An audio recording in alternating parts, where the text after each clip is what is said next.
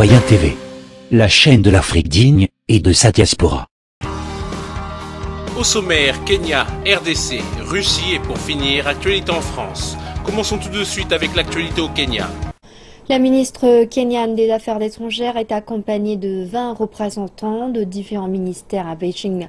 Il rencontre des officiels chinois pour discuter des façons que la Chine peut aider le Kenya à transformer son potentiel humain et ses ressources naturelles en force économique. Le ministre chinois des Affaires étrangères, Wang Yi, a rencontré son homologue kenyane Amina Mohamed à l'hôtel Diaoyutai lors de la première rencontre bilatérale du comité d'orientation Chine-Kenya.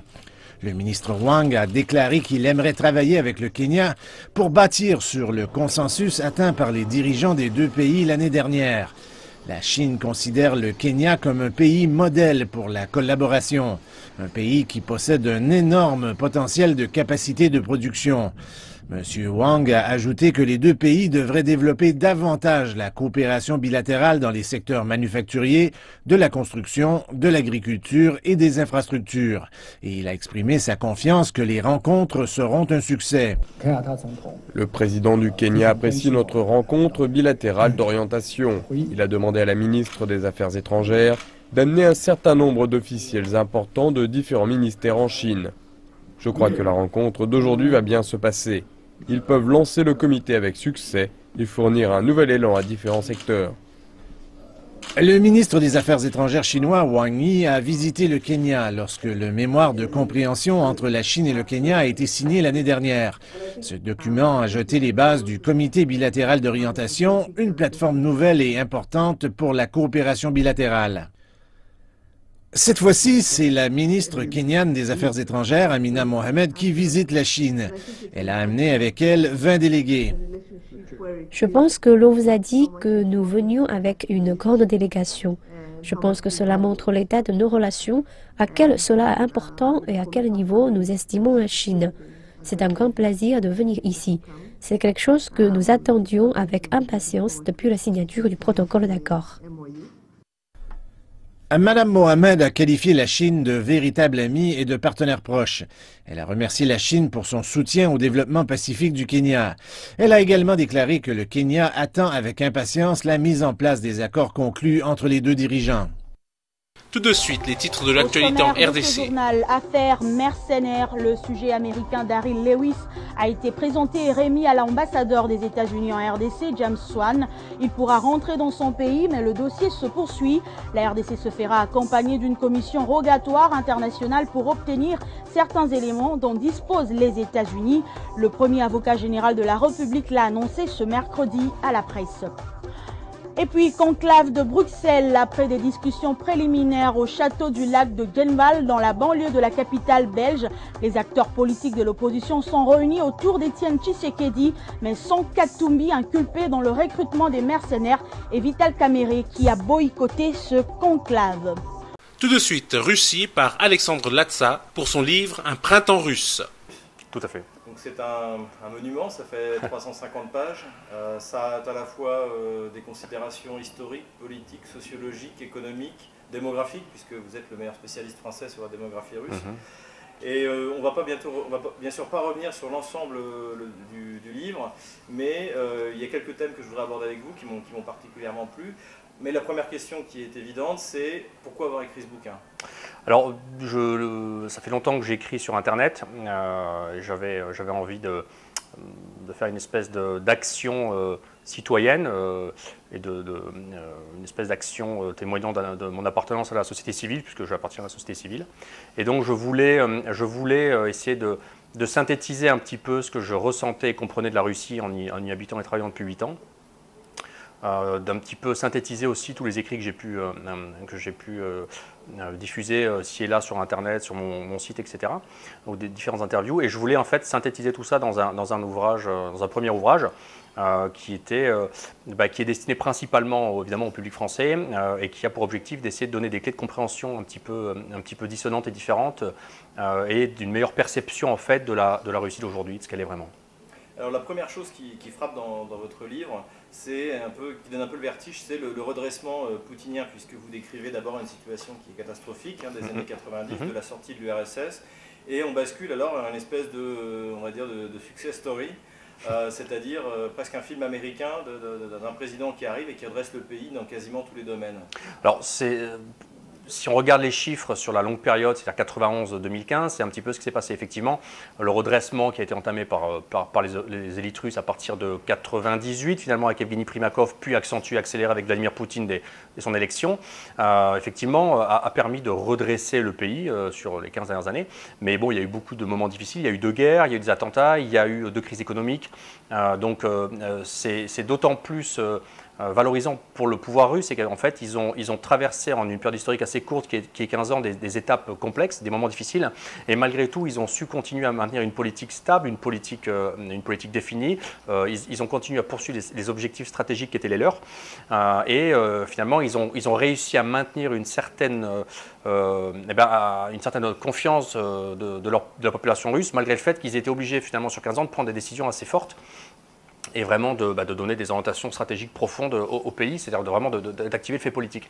Et effectivement, c'est pas un film américain, c'est la réalité, c'est-à-dire qu'en fait, je crois que la Russie de 98 à 2016 est une démonstration purement et simplement du fait que la politique avec un grand P, ça sert à quelque chose, et que des leaders politiques finalement qui ont des ambitions et qui se donnent les moyens d'avoir les pouvoirs, le pouvoir et l'exercer réellement, peuvent en fait redresser des pays qui sont dans des situations complexes, difficiles. On a aussi l'impression très forte en vous lisant que Poutine n'est pas un élément un peu, je dirais, hétérogène du monde russe, enfin du monde de la Russie plus exactement, et qu'en fait il incarne vraiment à un moment une volonté de la population russe de s'en sortir, de reprendre son destin en main. Est-ce que je me trompe? Non, vous avez raison. Je pense que Poutine correspond à la Russie de son époque. Je pense que c'est un leader qui est finalement à l'image de son pays et de son peuple. Et effectivement, je crois que le fait que la population russe, malgré les difficultés traversées, parce que dans ce redressement, il y a eu, donc j'en parlais précédemment, des étapes difficiles, des moments difficiles, il y a eu des guerres, il y a eu des crises, il y a eu des hésitations, il y a eu des doutes, il y a eu une politique internationale complexe, il y a eu une forte pression médiatique qui a forcément influencé le public russe aussi. Et par conséquent, je pense que l'attachement et le soutien que finalement le public, la majorité du peuple russe pour l'instant, en tout cas, manifeste à l'égard de Vladimir Poutine, et la traduction qu'effectivement, je crois que les Russes dans leur ensemble ont compris que Vladimir Poutine, jusqu'à ce jour en tout cas, effectivement, a amené le pays dans la bonne direction. Et pour finir, France, hommage de Dieudonné à Mohamed Ali. Un modèle pour moi, plus que ça, enfin pour beaucoup, hein, mais pour moi en particulier, je sais, et je le revendique, hein, ça n'est un secret pour personne, lui, Lumumba, Sankara, Rosa Parks, et voilà, nous avons passé tellement d'instants à nous inspirer de leur œuvre, nous nous sentons aujourd'hui bien seuls, la sensation de passer en première ligne, hein. Oh là là, en vieillissant un peu, et puis le combat pour l'émancipation des Noirs n'est pas terminé. Malheureusement, il est d'actualité. Nous vivons encore et toujours au fond du panier des injustices. Nous sommes ceux pourquoi tous ces hommes et ces femmes se sont battus. Alors il faut continuer, continuer à avancer. D'ailleurs, ce combat n'est plus un combat uniquement de Noirs. Il y a beaucoup de Blancs qui se sentent aujourd'hui esclaves de ce système et qui se reconnaissent dans ce juste combat pour l'émancipation, pour la liberté. Ceux qui s'opposaient à Mohamed Ali hier sont encore actifs. Ils ont changé de visage, ils ont changé de bannière. Aujourd'hui, il s'appelle Manuel Valls, Gilles Clavreul. Je ne le connaissais pas.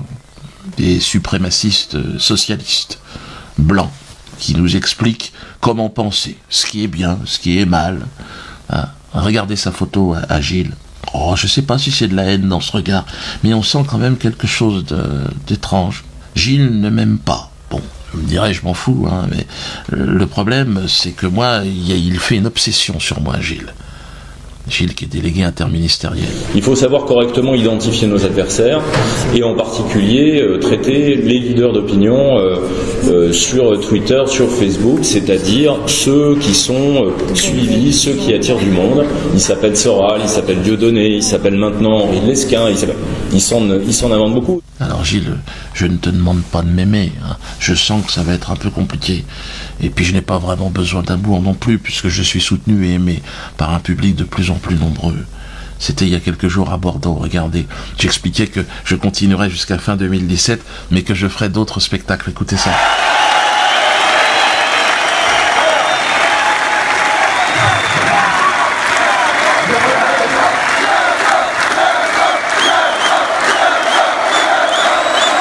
Gilles, toi et moi, nous ne serons bientôt plus là. Bon, toi, par la force d'un calendrier... je pense que les élections vont faire en sorte que toi et ton responsable ne seraient bientôt plus là. Mais bon, moi j'ai dit que je prendrais ma retraite fin 2017. Alors, est-ce qu'il n'est pas l'heure pour nous de faire la paix ensemble, Gilles? Quand je t'entends, on va cibler des adversaires, on ne va pas les lâcher, on peut les atteindre économiquement. On peut les atteindre, même s'ils organisent leur insolvabilité, même s'ils se débrouillent, bien souvent, pas toujours, mais bien souvent pour que leur contenu soit toujours à la limite de l'inacceptable. On va cibler un certain nombre d'adversaires et on ne va pas les lâcher. Gilles, il faut qu'on parle. Si tu es sincère dans ta démarche, il faut qu'on se voit très vite, avant que ton patron démissionne. Si on peut faire quelque chose pour lutter contre le racisme, l'antisémitisme, l'islamophobie, toutes les formes de racisme, il faut qu'on le fasse. Et moi, ça m'intéresse. Moi, je suis le fils d'une blanche et d'un noir. J'ai jamais été raciste de ma vie, jamais été antisémite. Travaillé 10 ans avec Eli qui est juif. Tu vois, c'est pour ça que tu es sur une mauvaise piste. Et tu te focalises. On va cibler un certain nombre d'adversaires et on ne va pas les lâcher. Les gens n'ont pas confiance en toi. Et encore moins dans tes responsables. C'est pour ça qu'il faut faire quelque chose. Bon, Gilles aussi, ils sont très très énervés par rapport aussi à la nana crédit. Ah oui, beaucoup de gens du dos, tu t'attaques aux banques, ils vont t'en vouloir. Bon, c'est vrai qu'ils m'en veulent un peu, mais bon, là ils m'ont envoyé une journaliste du Nouvel Obs. Ouais, Nolwenn. Je lui ai dit, qu'est-ce que Nolwenn va être très gentille, Nolwenn, mais bon, qu'est-ce que... Alors on a parlé de la nana crédit, on a fait un article que personne n'a vu, bien évidemment, puisque les gens ne regardent plus le Nouvel Obs, mais bon. Donc qu'est-ce qu'a été la conséquence de l'article? Nous, ça a quand même doublé encore les demandes. On avait déjà énormément de demandes en 3 semaines. On était devenus leaders sur le marché. Comment se fait-il qu'en un mois, on soit devenu comme ça aussi nombreux, tu vois, bon. Et comme les gens ne font plus confiance dans le gouvernement, c'est pour ça, Gilles, il faut que tu prennes conscience de ça. Les gens n'ont plus confiance, donc ils vont sur Internet. Et quand vous leur dites, attention, Dieudonné, attention, la crédit, les gens ils vont voir ce que c'est. Et quand ils découvrent ce que c'est que la nana crédit, là, évidemment... Ils comprennent, les personnes qui ont contracté un prêt immobilier découvrent que grâce à un anacrédit et à Internet, évidemment, que leur banque leur doit de l'argent. Donc vous imaginez, mettez-vous à la place des gens. Dans 80% des cas, les banques ont fait une erreur de calcul de TEG. Et donc, un anacrédit leur explique gratuitement comment récupérer cet argent. Alors déjà, on explique gratuitement l'éligibilité, c'est-à-dire vous dire, voilà, la banque vous doit tant.